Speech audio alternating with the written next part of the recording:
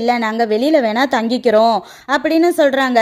ஆனால் லோத்து அவங்கள ரொம்ப வருந்தி கேட்டுக்கிட்டாரு, என் வீட்டில் தான் தங்கணுன்ட்டு. எப்பயுமே நம்மக்கிட்ட ரொம்ப ரெக்வஸ்ட் பண்ணால் வேறு வழி இல்லாமல் போவோம் இல்லையா, அது மாதிரி ஏஞ்சல்ஸும் அவங்க வீட்டுக்கு போகிறாங்க.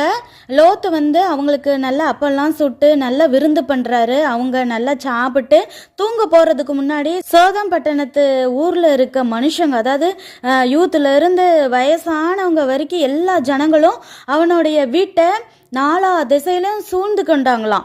லோத்தை கூப்பிட்டு சொல்கிறாங்களாம், இன்னைக்கு சாயங்காலத்தில் வந்த மனுஷங்க எங்க, அவங்ககிட்ட நாங்கள் தப்பு பண்ணும்படிக்கு அவங்கள வெளியே கொண்டுட்டு வாங்க அப்படின்னு சொல்கிறாங்களாம்.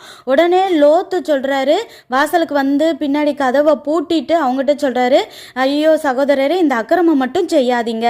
அவங்க என்னனாலும் என்ன நம்பி வந்திருக்காங்க. அவங்கள நான் உங்ககிட்ட கண்டிப்பாக அனுப்பவே மாட்டேன். அவங்களுக்கு நான் துரோகம் பண்ண மாட்டேன். புருஷனை தெரியாத 2 பெண் பிள்ளைகள் என்கிட்ட இருக்கிறாங்க.